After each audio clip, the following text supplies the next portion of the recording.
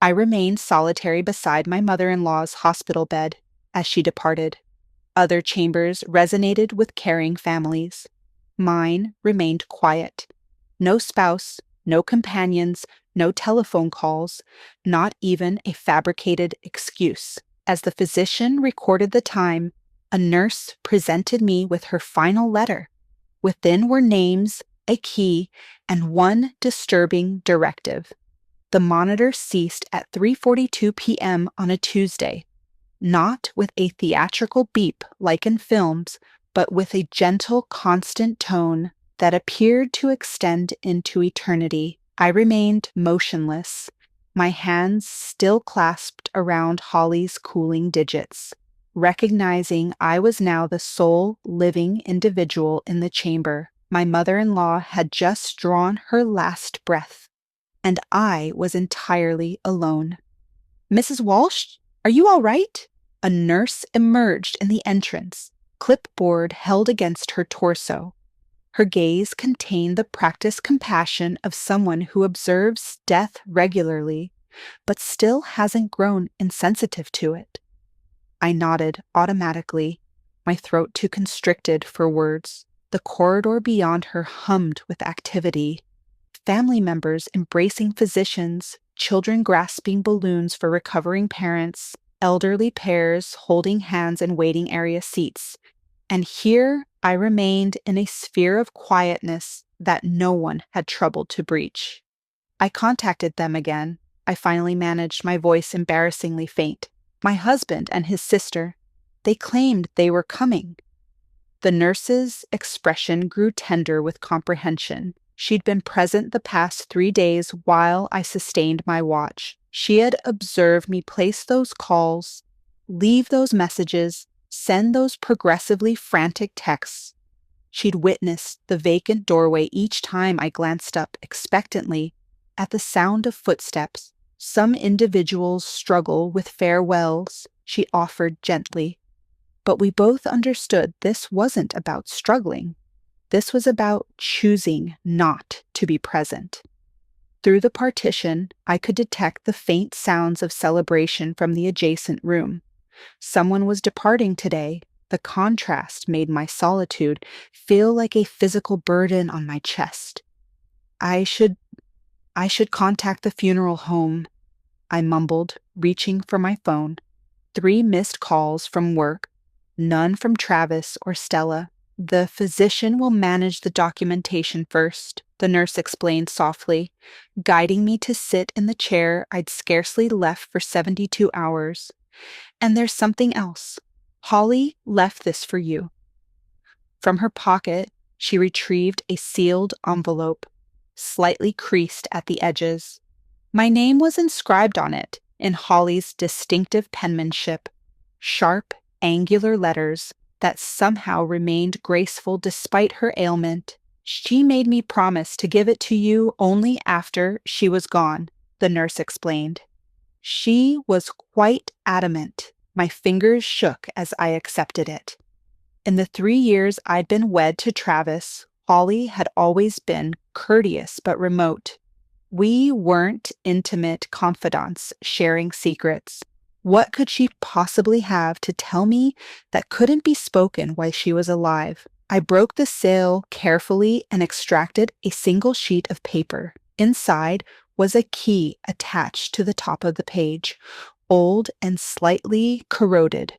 Below it, an address I didn't recognize and a single line of text that made my blood freeze. "They never loved me. Now they will learn what it means to be forgotten." "Is everything okay?" the nurse asked, noticing my expression. "Yes," I lied quickly, folding the paper. "Just some final thoughts." After signing the required forms and collecting Holly's modest personal belongings, a nightgown, reading glasses, and a worn paperback, I walked out of the hospital into the day. The late afternoon sun seemed inappropriately brilliant. In the parking lot, families assisted patients into cars, some with balloons or flowers, others with new infants. Normal life continuing while mine felt suspended. I sat in my car for 20 minutes, before I could bring myself to turn the key. During those moments, I replayed Holly's final weeks in my mind, her increasing withdrawal, the long silences punctuated by mysterious comments I'd attributed to medication, the way she would gaze at me sometimes when she thought I wasn't looking, as though attempting to memorize my face, or, perhaps I realize now, as though she was making a decision. The drive home felt dreamlike. Traffic lights, pedestrians, everyday life, continuing while I carried the weight of Holly's death and her enigmatic message. I checked my phone at a red light. Still nothing from Travis or Stella. I was hanging my coat when my phone finally rang. Travis's name illuminated the screen, and a complex mixture of relief and anger flooded through me. "Hey, babe," he said casually. "You coming home soon? Did you remember to grab groceries? We're out of pretty much everything." The normalcy of his tone made me grip the counter for support. "Holly died today," I said flatly. The line went silent for several seconds. "Oh," he finally said. "When did that happen?" 3:42, I replied, my voice steady despite the tears streaming down my face. "You would have known if you'd answered any of my calls." Another pause. "Look, I had meetings all day. You know how it is." His voice dropped slightly. "Well, she was never easy." I ended the call without responding. The house, our house, suddenly felt unbearably vacant. On the kitchen table sat bills, magazines, normal life debris that now seemed meaningless. And in my hand, Holly's note burned like a live ember. That night, I barely slept. Travis came home late, crawled into bed without speaking, and was gone before dawn for an early meeting. I lay awake until first light, the key from Holly's envelope pressing into my palm as I clutched it. By 7 a.m., I had made my decision. I showered, dressed, and programmed the address from Holly's note into my GPS. It led me 30 miles outside of town, down increasingly narrow country roads until I reached a gravel drive nearly concealed by overgrown bushes. A rusted wrought iron gate hung partially open, as though waiting for me. The cottage beyond was small and weathered, its once white paint peeling to reveal gray wood beneath. Wild roses had claimed one entire wall, their thorny branches scraping against warped window panes. It looked abandoned, forgotten by time itself. The key fit perfectly in the tarnished lock. As I pushed open the door, it creaked in protest, revealing a home frozen in time. Dust motes danced in the beams of sunlight, cutting through partially closed curtains. Books lined shelves along one wall, photo albums were stacked on a coffee table, and on the kitchen table, prominently placed in the center, sat another envelope, to be opened upon my death by my lawyer. I stepped fully inside, closing the door behind me. The air smelled of old paper and faint lavender. As the dust settled around me, I realized I was standing in Holly's true home, not the sterile, assisted living facility where Travis had insisted she stay. This was where her heart had remained. And somehow, for reasons I couldn't yet understand, she had chosen to share this secret place with me, and me alone. I sat at the kitchen table in Holly's hidden cottage for nearly an hour, staring at the envelope marked for her lawyer. The dust-covered surfaces around me told a story of abandonment, not carelessness, but deliberate preservation. This place had been waiting, just like the envelope, in my hands. The name on the second envelope read, Margaret Keller, attorney at law with an address in downtown. I found the number online and called immediately, my heart pounding with each ring. Keller Legal Services, answered a crisp, professional voice. "My name is Courtney Walsh," I began, my voice surprisingly steady. "My mother-in-law, Holly Walsh, passed away yesterday. She left me an envelope addressed to you." A pause stretched over the line. Miss Walsh, I've been expecting your call. I'm deeply sorry for your loss. The formality in her tone shifted to something more genuine. Holly was a remarkable woman. Could you come to my office tomorrow morning? There are matters we need to discuss. Of course, I agreed. Should I bring the envelope? Please do. And Miss Walsh, Holly was very specific about her wishes.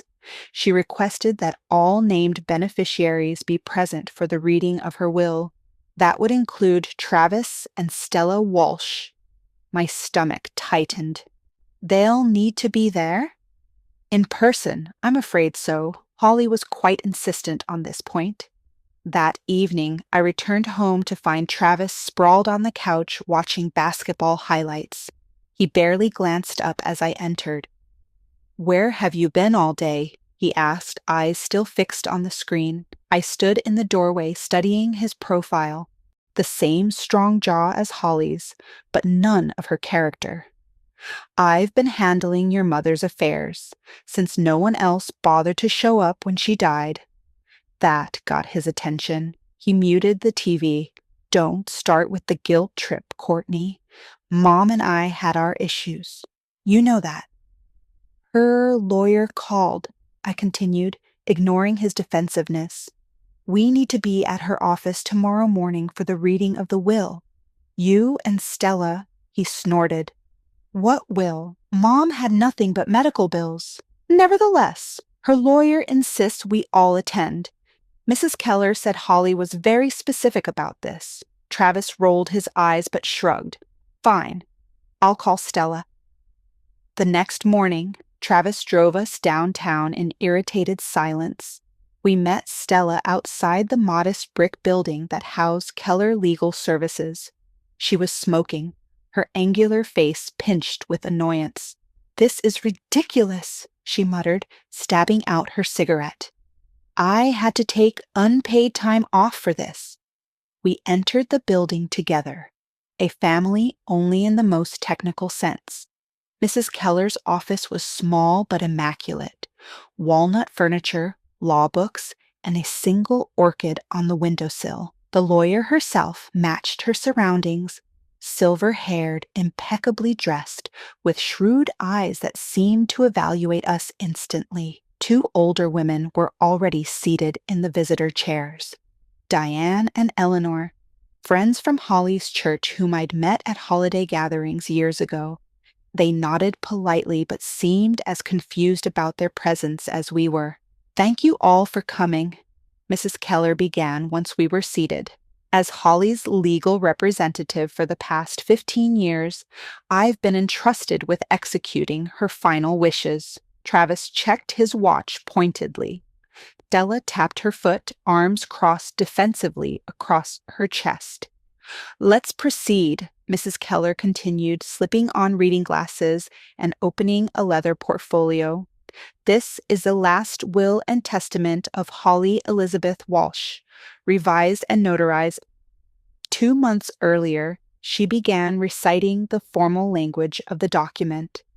Travis and Stella exchanged bored glances. Diane and Eleanor sat respectfully attentive. I gripped my purse, inside which rested both envelopes Holly had left for me. "Moving to the distribution of assets," Mrs. Keller continued. "To my son, Travis Walsh." Travis straightened slightly. "I leave my forgiveness, though you have not earned it." The room went quiet. Stella's foot stopped tapping. "To my daughter, Stella Walsh, I leave my wedding band, which you once admired. May it remind you that promises should be kept." Stella's face flushed crimson. "To my friends, Diane Mercer and Eleanor Thompson, I leave my gratitude for the kindness you showed in my final year, and a sum of $5,000 each." The two women exchanged surprised glances. "And to my daughter-in-law, Courtney Walsh, I leave the entirety of my remaining estate, including my primary residence at 47 Willow Lane, all bank accounts, investment portfolios, insurance policies, and personal possessions. The silence shattered. "What?" Stella's voice cut through the room. "That's absurd." Travis leaped to his feet. "There must be some mistake. Courtney barely knew my mother."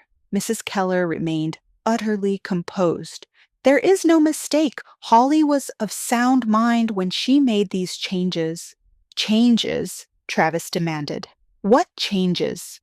"When your mother revised her will on March 15th of this year, shortly after receiving her terminal diagnosis," Travis turned to me, his face twisted with suspicion. "You knew about this, didn't you? What did you do? Manipulate her while she was drugged up? Take advantage of her confusion?" "I had no idea," I whispered, genuinely shocked. Then a memory surfaced. She asked me to drive her to an appointment downtown in March. She said it was for her medication plan. I waited in the car. "I never knew." "How convenient," Stella spat. "The devoted daughter-in-law act worked perfectly, didn't it?" "Well, we'll contest this. Mom wasn't in her right mind." Mrs. Keller cleared her throat. I anticipated this reaction. Holly did as well. She slid a document across the table. "This is a psychiatric evaluation performed 1 week before Holly changed her will, certifying her mental competency." She also recorded a video statement explaining her decisions, which will be provided to the court if necessary. Travis's face had gone pale. "How much?" he asked hoarsely. "How much did she leave?" Mrs. Keller glanced at me. "The cottage alone is worth approximately $300,000.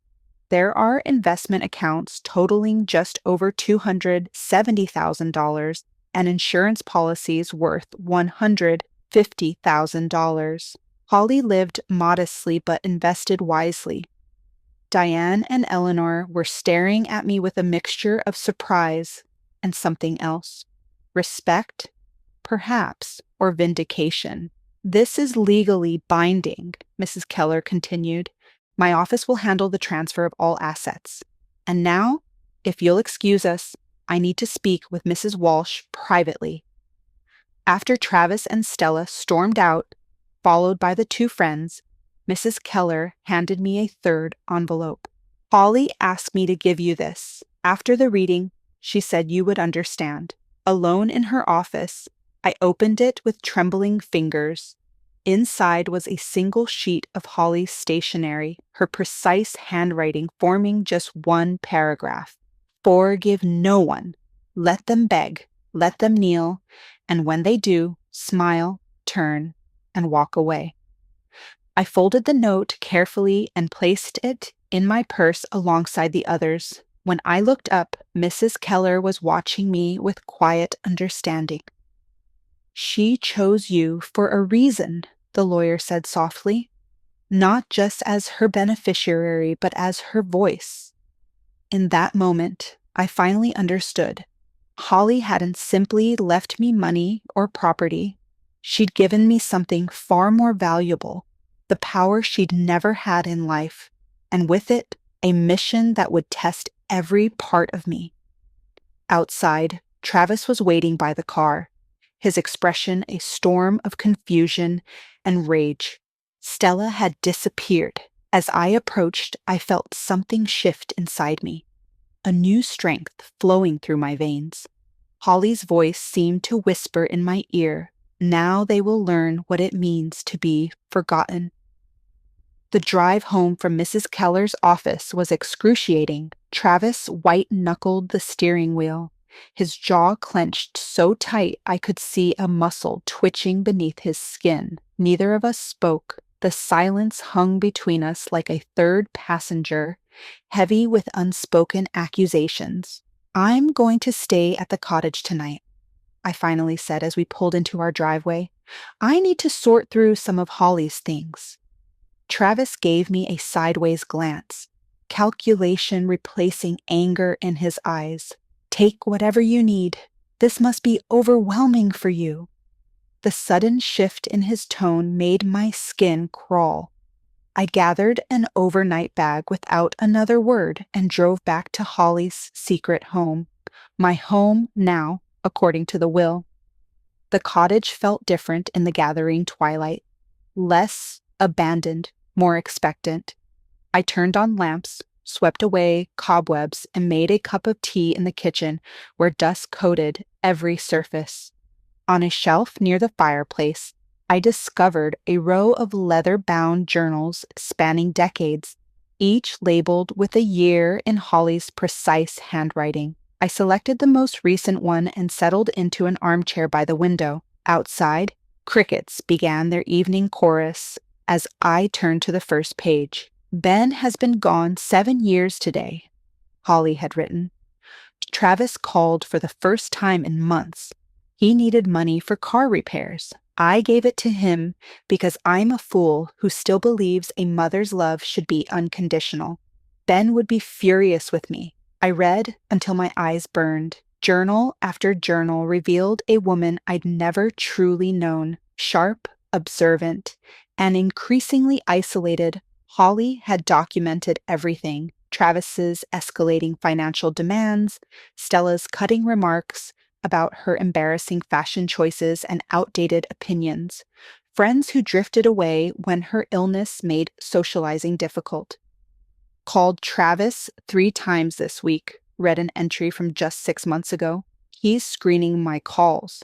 When he finally answered, I could hear a basketball game in the background. He said he was swamped but would visit soon. That was February. It's now June. Most heartbreaking were her descriptions of holidays spent alone. Made a small turkey anyway. Set the table for 4 out of habit, though I knew no one would come.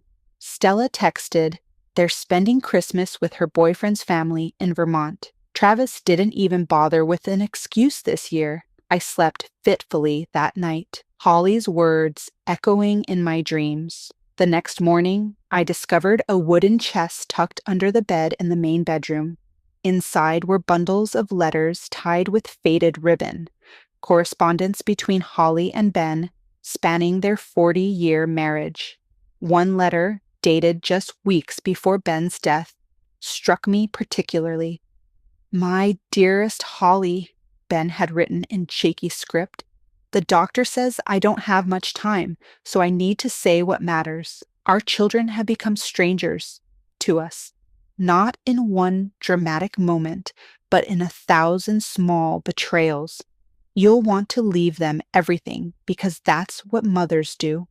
Don't reward those who abandoned us in our hour of need.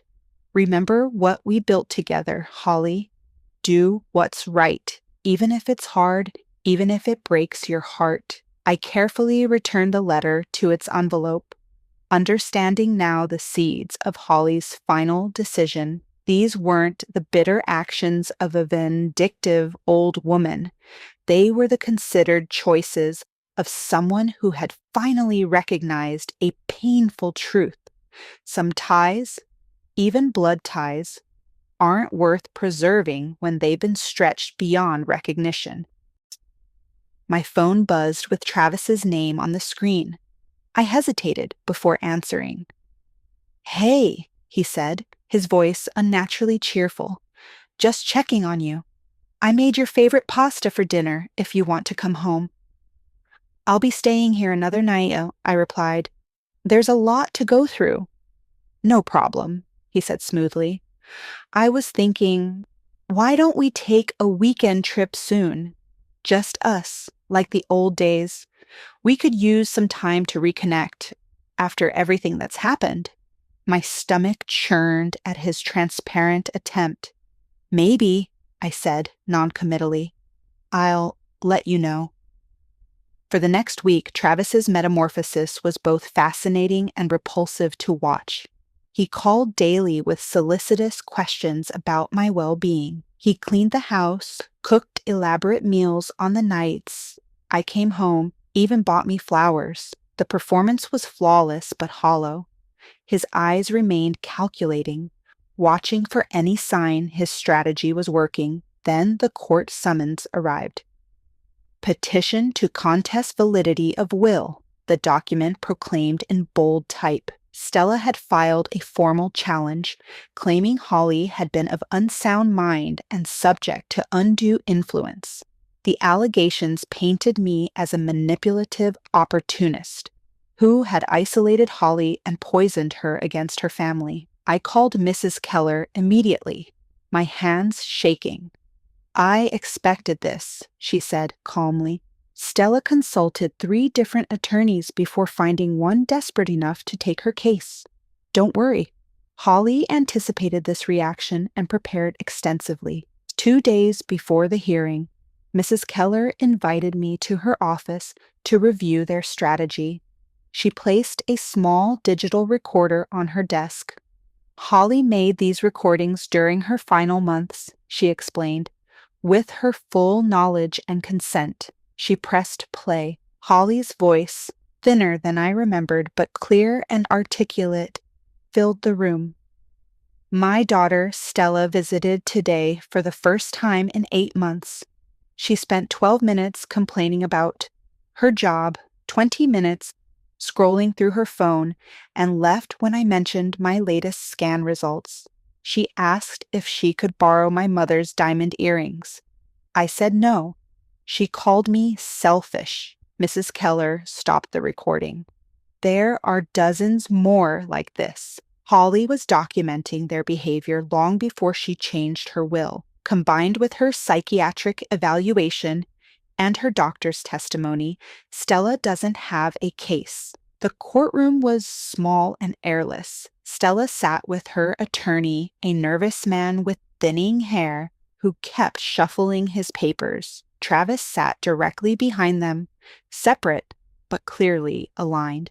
When I entered with Mrs. Keller, his expression briefly cracked to reveal naked hostility before smoothing back into concerned neutrality. The hearing lasted less than an hour. The judge listened impassively as Stella's attorney presented their flimsy case. When it was Mrs. Keller's turn, she methodically dismantled each accusation with documentation, medical testimony, and finally Holly's recordings. The judge dismissed the challenge, ordering Stella to pay court costs. The aftermath was swift and unexpected. The local newspaper ran a small story about the case. People talked. Stella's friends began making excuses to cancel plans. The boutique where she worked part-time asked her to take some time off until things settled. Her boyfriend stopped appearing in her social media posts. Travis's carefully constructed facade crumbled that night. When I returned home to pack more of my belongings, he was waiting, a half-empty whiskey glass in his hand. "Happy now?" he snarled, all pretense gone.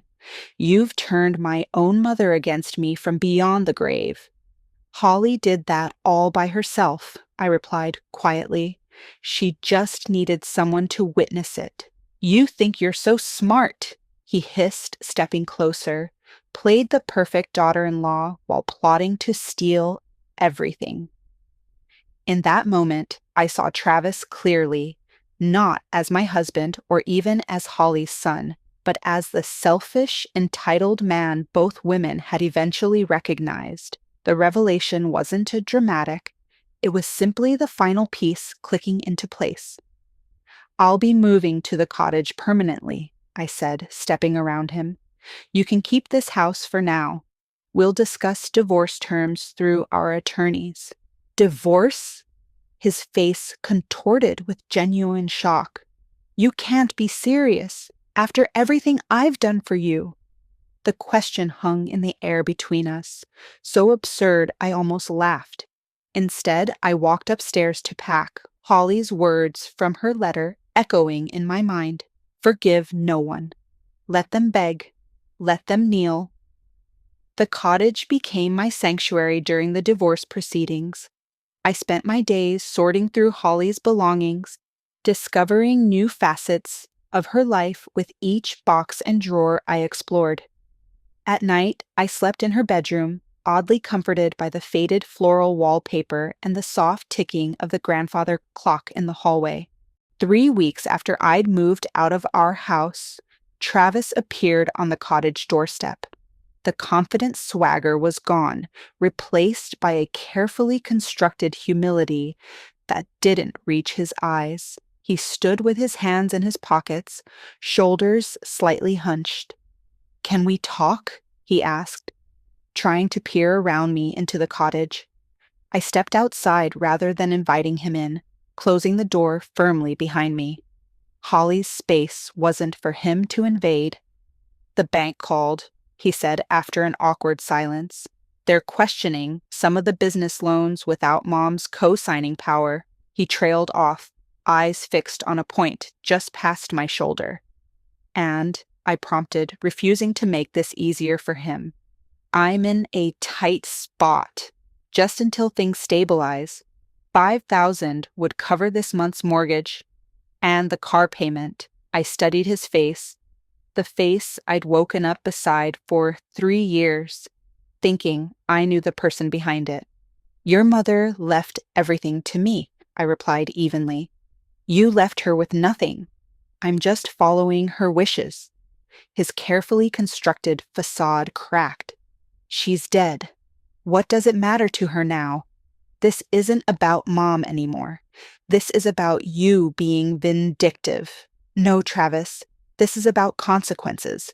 Holly saw you clearly in the end, and now so do I." As he stormed back to his car, I felt no satisfaction, only a quiet certainty that I was honoring Holly's final request. Stella came next, not in person, but through a frantic voicemail left at 2 a.m. "My landlord's threatening eviction," she slurred, clearly intoxicated. "I lost my job because of that stupid court case. This is all your fault. The least you could do is help me out." I deleted the message without responding. The cottage itself seemed to have opinions about my choices. Each time I refused their entreaties, the ancient floorboards would creak in what felt like approval. As spring progressed into summer, I began transforming the space, guided by entries from Holly's journals. "Always wanted this place to be filled with conversation and laughter," she'd written once. "Ben and I dreamed of hosting gatherings for our friends, for the community. Then life got in the way, and somehow it never happened. I hired local contractors to repair the sagging porch and update the plumbing. I painted walls in warm, welcoming colors and replaced the threadbare carpets with polished hardwood. The final touch was a hand-carved wooden sign above the front door, Holly's Haven. Mrs. Keller helped me establish a nonprofit foundation with a portion of Holly's investments. We opened the doors on what would have been Holly's 73rd birthday, offering the community a place for grief support groups, elder companionship programs, and weekly community dinners. "Holly would have loved this," Diane said, her eyes damp as she toured the renovated space. She'd become a regular visitor during the renovation process, sharing stories about Holly that painted a vivid picture of the woman before loneliness and illness had dulled her spirit. She was always the first to organize a meal train when someone was sick, Eleanor added, adjusting a photograph of Holly I'd hung in the entryway. "Remember how she taught those cooking classes at the church? She made everyone feel like family." The irony wasn't lost on me. Holly had created family connections with virtual strangers, while her own children had abandoned her. But through the foundation's work, a new narrative emerged. People in town began speaking of Holly differently. No longer the reclusive old woman who died alone, but the generous spirit whose legacy was bringing the community together. 6 months after Holly's death, Travis made his most calculated move. He invited me to lunch at our old favorite restaurant, an intimate Italian place where we'd celebrated anniversaries and birthdays. He arrived early, securing our usual table by the window. When I sat down, He immediately reached for my hands across the table. "I've been doing a lot of thinking," he began, his voice low and earnest. "A lot of soul searching. I wasn't the husband you deserved. I wasn't the son my mother needed." I slipped my hands from his grasp, watching him carefully. "I want us to start over, renew our vows, rebuild what we had." He pulled a small velvet box from his pocket and placed it between us. "I found Mom's engagement ring in her things before everything happened. She would have wanted you to have it. The lie was so blatant, it almost took my breath away. Holly's engagement ring was locked in my jewelry box at the cottage, one of the few personal items she'd kept with her at the assisted living facility, and which had been returned to me with her effects. "That's not her ring, Travis," I said quietly. His composure faltered momentarily before he recovered. "Well, it's similar. The point is, I want to make things right. Meet me at Riverside Park this weekend. We can talk about our future." I agreed, more curious than conflicted about what he might try next. The park was ablaze with autumn colors when I arrived on Saturday. Travis waited by the stone bridge where he'd proposed 3 years earlier, his theatrical sense of symmetry on full display. He'd even brought champagne and 2 flutes. "You came," he said, unable to hide his surprise and relief. I did. I reached into my bag and pulled out a manila envelope. "I brought something for you as well." His face brightened as he reached for it, doubtless expecting some sign of capitulation. Instead, he found divorce papers, already signed by me. "What is this?" he demanded, though the answer was clearly spelled out on the first page. "Exactly what it looks like. You made your choices long ago, Travis. Now I'm making mine." "You can't do this," he sputtered. "After everything I've done to make things right." "You haven't done anything to make things right," I corrected him. "You've done everything to get your hands on Holly's money. There's a difference." He ripped the papers in half, a childish gesture that changed nothing. My attorney had the originals. "This isn't over," he threatened, storming away. But it was. 2 days later, an email arrived from Stella. Gone was the entitled anger of her earlier communications. In its place was a carefully crafted apology and a heartfelt plea for assistance. "I've hit rock bottom," she wrote. "I know I don't deserve your help, but I'm desperate. Even a small loan would make a difference right now." I considered her words for a long time, remembering Holly's final letter. Then I scanned that letter and attached it to my reply. Nothing more, nothing less. Forgive no one. Let them beg, let them kneel, and when they do, smile, turn, and walk away. I blocked her email address immediately afterward. That evening, I walked through Holly's Haven after everyone had gone home. The room still held echoes of the day's conversations, elderly neighbors sharing stories over tea, a young widow finding solace in a support group, children laughing during an after-school program. For the first time since Holly's death, I felt a genuine sense of peace wash over me. I wasn't just someone's wife anymore. I wasn't just someone's daughter-in-law. I was a woman standing on my own, carrying forward the legacy of another woman who had been wronged and who had refused to die quietly. I ran my fingers along the spines of Holly's journals, now displayed on a special shelf in the community room. "I understand now," I whispered to the empty room. "This is what you wanted all along." 1 year passed like turning pages in one of Holly's journals, sometimes slowly, sometimes in a blur of activity, but each day adding to a story that was still being written. Holly's Haven flourished beyond my wildest expectations. What had begun as a modest community space now buzzed with daily activities. Monday afternoon art classes for seniors, Tuesday evening grief support circles, Wednesday community dinners where strangers became friends over homemade lasagna and apple pie. The cottage that had once stood empty and forgotten now pulsed with life. On the anniversary of Holly's passing, we unveiled a mural in the entrance hall. The local artist had worked from photographs I'd found in Holly's albums, images of Holly and Ben in their prime, sitting beneath the sprawling oak tree that still stood majestically behind the cottage. In the painting, they were young and vibrant, Holly's head thrown back in laughter while Ben gazed at her with undisguised adoration. "It captures them perfectly," Eleanor remarked during the unveiling ceremony, dabbing at her eyes. "That's exactly how they were before. Well, before everything changed." The everything she referred to hung unspoken between us. Ben's death, the family's abandonment, Holly's isolation. But the mural represented something different. Not an ending, but a continuation. "Holly would have hated all this fuss," Diane said with a watery chuckle, gesturing at the crowd gathered for the unveiling.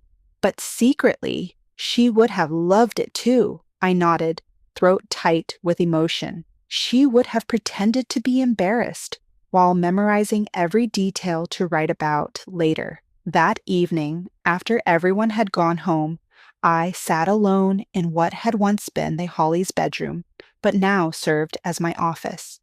The local newspaper had covered the unveiling, and I traced my finger over the headline, "Holly's Haven marks 1 year of community service."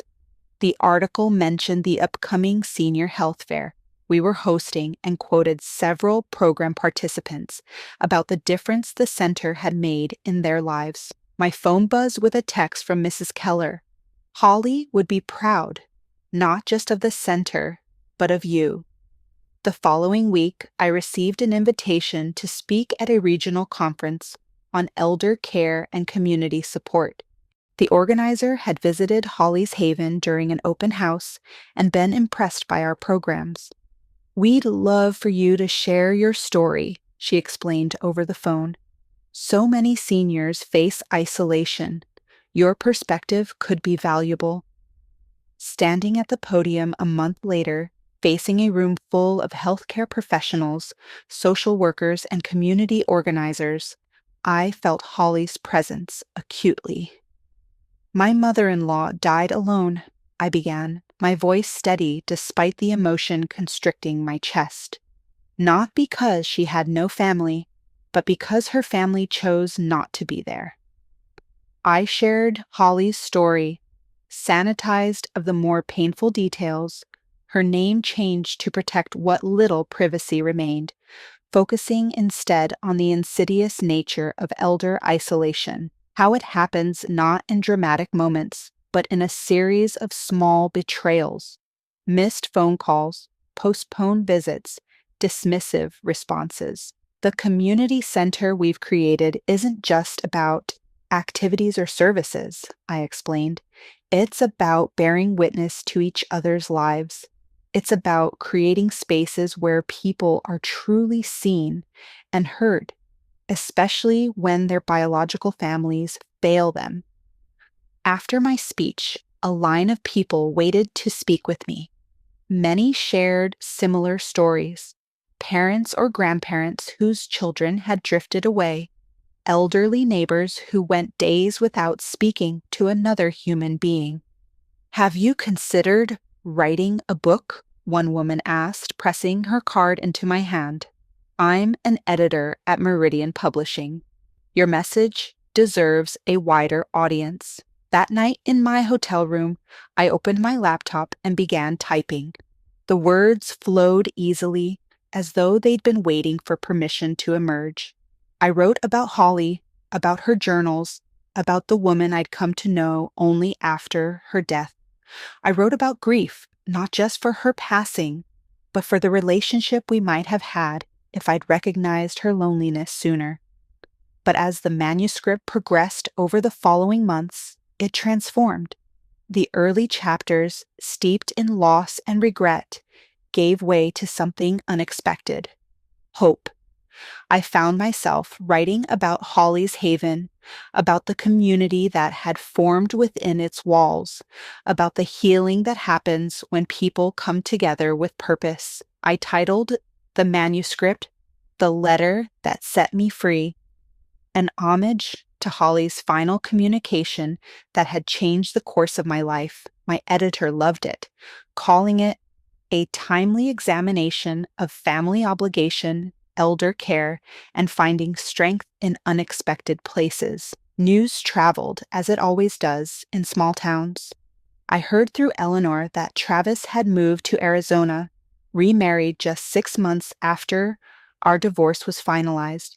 He'd found work at a car dealership, a step down from the business he'd been forced to sell when the loans came due. His new wife was 24, a former receptionist at his old company. Apparently, they're trying for a baby already, Eleanor reported during one of our weekly tea sessions. I nodded, feeling nothing but a vague sense of pity for a woman who didn't know what she'd signed up for. Stella's trajectory had been different. According to town gossip, she'd taken a night shift at the 24-hour diner on the highway, serving truckers and insomniacs. Diane had seen her there once, thinner, paler, her customary sharp tongue notably absent. "She looked right through me," Diane said, "wouldn't even meet my eyes when she brought the coffee." I never responded to these updates, never expressed satisfaction or regret. Holly's final instruction, "Smile, turn, and walk away," had become my mantra, not out of cruelty or vengeance, but from the quiet certainty that some bridges, once burned, should stay that way.